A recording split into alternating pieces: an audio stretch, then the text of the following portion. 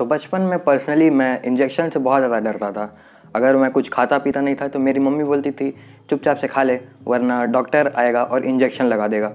तो इंजेक्शन एक टाइप से मेरा दुश्मन बन चुका था, लेकिन वही इंजेक्शन बनाने वाली कंपनी आज मेरी पैसों कमाने में मेरी मदद कर रही है, जो कि मेरी अब दोस्त बन चुकी है। तो जी हाँ, आज हम बात करने वाले हैं ग्लैंड फार्मा के बारे में, इसकी IPO डिटेल्स के बारे में देखेंगे, इसके कंपनी के बारे में हम बात करेंगे, फाइनेंशियल्स देखेंगे, कंपनी ओवरव्यू करेंगे और आखिरी में पॉजिटिव्स नेगेटिव्स देखकर हम ये जानेंगे कि इसमें अप्लाई करना चाहिए या नहीं करना चाहिए। तो अगर आप वीडियो में ये देखने के लिए आए हैं कि आपको लिस्टिंग गेन्स के लिए कंपनी में अप्लाई करना है या नहीं करना है, तो मैं आपको पहले ही बता रहा हूँ कि जी हाँ, आपको लिस्टिंग गेन्स मिल जाएंगे, आप अप्लाई कर सकते हैं। लेकिन अगर आप जानना चाहते हैं कि आप नॉलेज गेन करना चाहते हैं कि ये कैसे मेरे को लिस्टिंग गेन्स मिलेगा और क्या क्या फैक्टर्स हैं जो इसको अफेक्ट करेंगे, ताकि आप अगली बार किसी यूट्यूबर या किसी वीडियो को खोल के देखने की ज़रूरत ना पड़े आपको किसी IPO में अप्लाई करने से पहले। तो वीडियो को एंड तक देखिएगा, बहुत सारी नॉलेज की चीज़ जानने को मिलेंगी। मैं कम से कम टाइम में ज़्यादा से ज़्यादा बताने का ट्राई करूँगा। तो सबसे पहले मैं आपको IPO की बेसिक डिटेल्स बता देता हूँ। IPO 9 नवंबर से लेकर 11 नवंबर तक स्टॉक मार्केट पे अवेलेबल रहेगा। आपको अप्लाई करने के लिए आप अपने बेसिक डीमैट अकाउंट से इलेक्ट्रॉनिकली अप्लाई कर सकते हैं। UPI से आपका फ़ंड ट्रांसफ़र हो जाएगा। UPI मतलब अगर आपका एप्लीकेशन लग जाता है तो आपके UPI अकाउंट से वो डिडक्ट हो जाता है, और नहीं लगता है तो वो आपको रिफ़ंड हो जाएगा। तो लास्ट डेट है IPO में अप्लाई करने का 11 नवंबर, जैसा कि मैं आपको बताया, और 17 नवंबर को आपको फाइनलाइजेशन मिल जाएगा कि आपको शेयर्स मिले या नहीं मिलेंगे, और 20 नवंबर को ये स्टॉक मार्केट पे लिस्ट हो जाएगा। तो मिनिमम आप इस IPO में अप्लाई करने के लिए आपको एक लॉट ख़रीदना पड़ेगा। एक लॉट में इसके 10 शेयर्स रहेंगे और हर एक शेयर इसको वैल्यूएशन किया गया है 1490 से लेके 1500 के बीच में। मतलब आपको मिनिमम 15,000 रुपये इस IPO में अप्लाई करने के लिए लगाने पड़ेंगे, और मैक्सिमम आप 1,95,000 तक लगा सकते हैं। तो आप अपने IPO का स्टेटस रजिस्ट्रार की वेबसाइट में चेक कर सकते हैं। रजिस्ट्रार की वेबसाइट है linkintime.co.in। वेबसाइट का लिंक मैं डिस्क्रिप्शन में डाल दूंगा ताकि आपको कहीं पे जाने की ज़रूरत ना पड़े। आप डिस्क्रिप्शन से अपना IPO का स्टेटस चेक कर सकते हैं। तो अब मैं कंपनी के बारे में बेसिक ओवरव्यू दूंगा। कंपनी 1978 में PVN राजू ने इनकॉर्पोरेट करी थी, जिसको बाद में चाइनीज़ प्रमोटर को बेच दिया गया था 74% स्टेक $1.2 बिलियन वैल्यूएशन में। 2017 में बेचा गया था शायद, मुझे एग्जैक्टली याद नहीं है। लेकिन जब भी बेचा गया था उसको, तो वो उस टाइम का किसी भी चाइनीज़ एंटिटी द्वारा स्टॉक मार्केट में, इंडियन स्टॉक मार्केट में सबसे बड़ा इन्वेस्टमेंट था। $1.2 बिलियन सबसे बड़ा इन्वेस्टमेंट था इंडियन मार्केट में किसी भी चाइनीज़ एंटिटी द्वारा। तो जैसा कि मैंने आपको बताया, इससे आपको पता चल गया होगा कि इसके प्रमोटर्स चाइनीज़ हैं। तो उसके बारे में भी हम बात करेंगे अगले सेक्शन में। अभी मैं आपको बेसिक कंपनी के बारे में बता देता हूँ।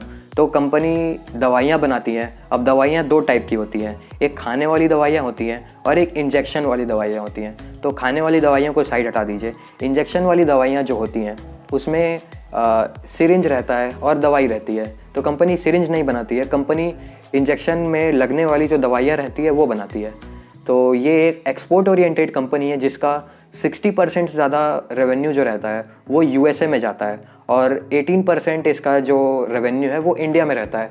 तो अगर आपने इंडिया में इस कंपनी का नाम नहीं सुना होगा तो इसमें कोई हैरानी की बात नहीं है, क्योंकि सिर्फ इसका 18% ही इंडिया में रेवेन्यू रहता है।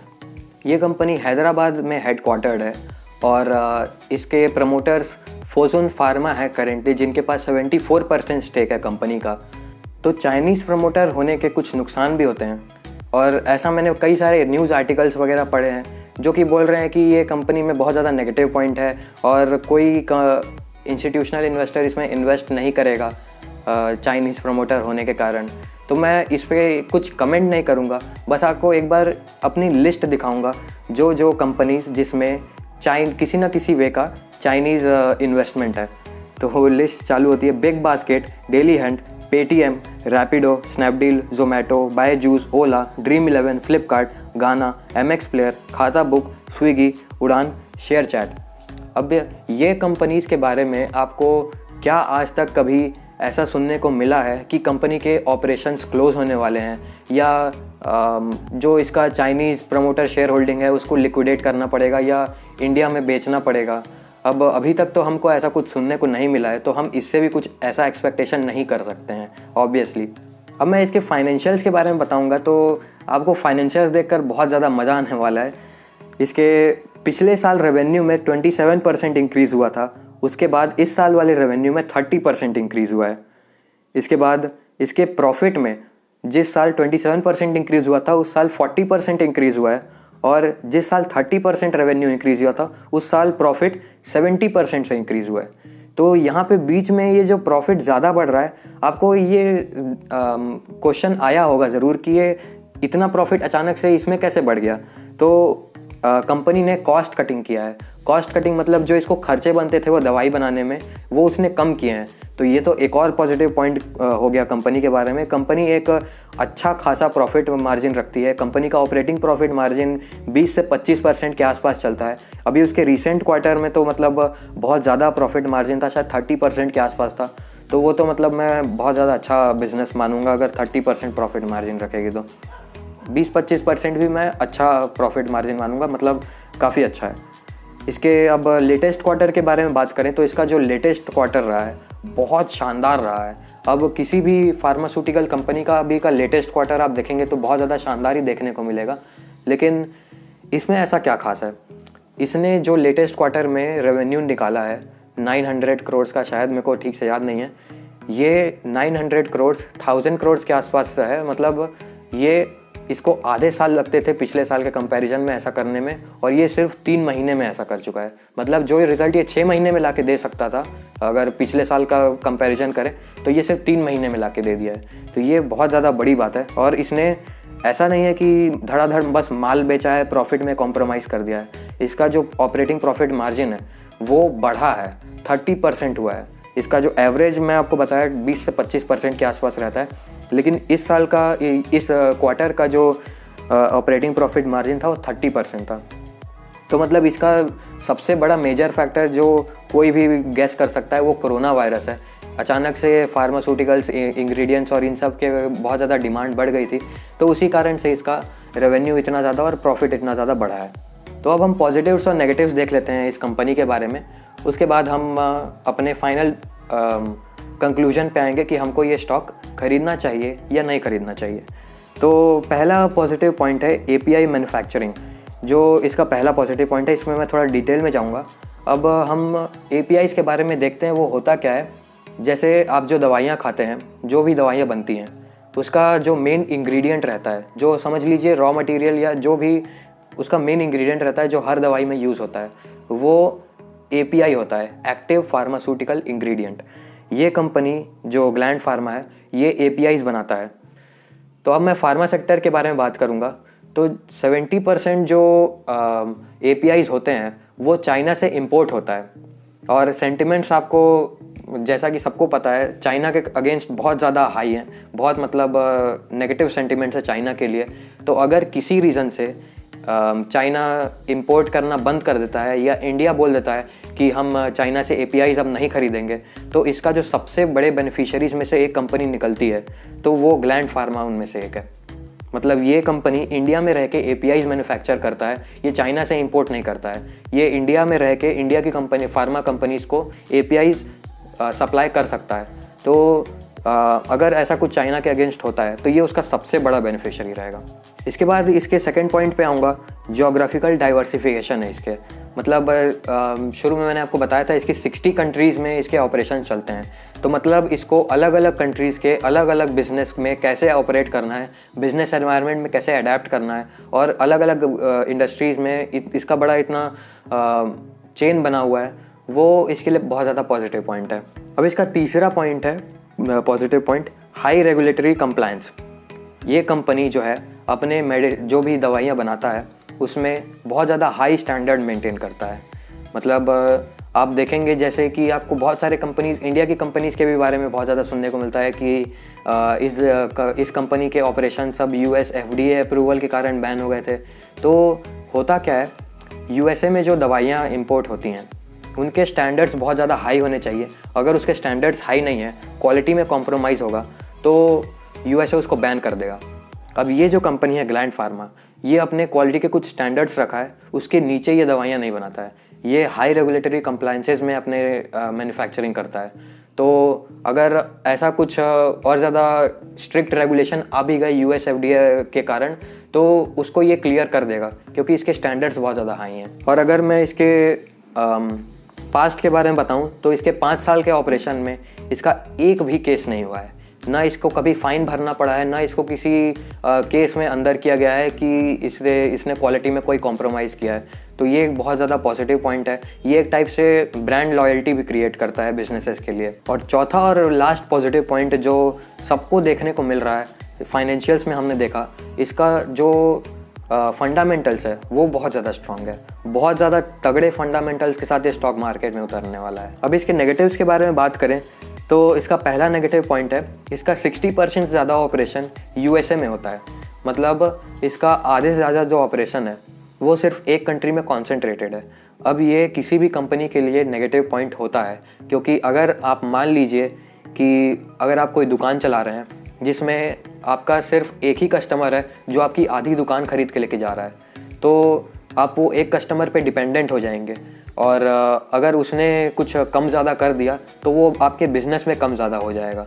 तो ये एक टाइप से नेगेटिव पॉइंट निकल के आता है कि इसका 60% ज़्यादा रेवेन्यू सिर्फ USA से आता है। अब इसका दूसरा पॉजिटिव पॉइंट है इसके चाइनीज़ प्रमोटर्स। मैंने शुरू में आपको बताया कि इसके चाइनीज़ प्रमोटर कोई चिंता की बात नहीं है, लेकिन मान लीजिए अगर इंडिया कुछ रूल्स बना देती है कि इसके किसी भी इंडियन कंपनी में 25% या 51% ज़्यादा स्टेक नहीं होना चाहिए चाइनीज़ कंपनी का। तो मैं जनरली बात करूं तो अगर ऐसा रूल आता है तो स्टॉक मार्केट कोलैप्स करेगा, गोल्ड मार्केट कोलैप्स करेगा, इकोनॉमी क्रैश कर जाएगी। और ये अकेला कंपनी नहीं होगा जिसके स्टॉक में आपको लोअर सर्किट देखने को मिलेगा और इसका स्टॉक डाउन होगा, ये पूरी इकोनॉमी डाउन होगी। लेकिन अगर ऐसा आता है तो फिर भी ये कंपनी के लिए नेगेटिव पॉइंट है, उसको हम कंसिडर कर लेते हैं। तीसरा नेगेटिव पॉइंट है कोविड-19। अब आप सोचेंगे किसी भी फार्मास्यूटिकल कंपनी के लिए ये तो एक पॉजिटिव पॉइंट है। कोविड-19 से अचानक से मेडिसिन और इन सब चीज़ों की बहुत ज़्यादा डिमांड बढ़ चुकी है, लेकिन देखा जाए तो ये सिर्फ दवाइयाँ बनाती नहीं है, ये दवाइयों का मैन्युफैक्चरिंग करती है, उसके पेटेंट्स रखती है, उसको मार्केट करती है, फिर उसके रेगुलेटरी कंप्लायंसेस देखती है। तो इसका जो ये मार्केटिंग वाला पार्ट है, इसमें इसके बहुत सारे डीलर्स रहते हैं अलग अलग कंट्रीज़ में, जो प्लांट से सीधा होलसेलर्स को लेके जाते हैं, और जो डीलर्स वगैरह रहते हैं वो इसके कंपनी से डायरेक्ट कांटेक्ट में रहते हैं। तो अगर सारे बिजनेसेस इफ़ेक्ट हो रहे हैं तो ऑफ कोर्स ये बिज़नेस भी उसका इफ़ेक्ट हुआ होगा, और थोड़ा बहुत इसका जो मार्केटिंग वाला सेगमेंट है वो थोड़ा सा नेगेटिव पॉइंट हो जाएगा कंपनी के लिए, वो थोड़ा सा डाउन हो जाएगा। अब मैं अपने लास्ट पॉइंट पे आऊँ कि आपको ये स्टॉक में इस IPO में अप्लाई करना चाहिए या नहीं करना चाहिए, या कब इसमें अप्लाई करना चाहिए। तो देखिए, इसका जो लास्ट डेट है अप्लाई करने का 11 नवंबर का, उस दिन आप देखिए कि ये कितने टाइम्स सब्सक्राइब हुआ है। अगर ये 0.7 0.8 के आसपास चल रहा है या उसके ऊपर कितना भी ऊपर चल रहा है, तो आप आंख बंद करके अप्लाई कर दीजिए, आपको लिस्टिंग गेंस ज़रूर मिलेंगे, ज़रूर ये लिस्टिंग गेंस दिखाएगा ये स्टॉक। लेकिन अगर उससे कम चल रहा है तो आपको थोड़ा सोच समझ के अप्लाई करना पड़ेगा और उसमें रिस्क हो सकता है।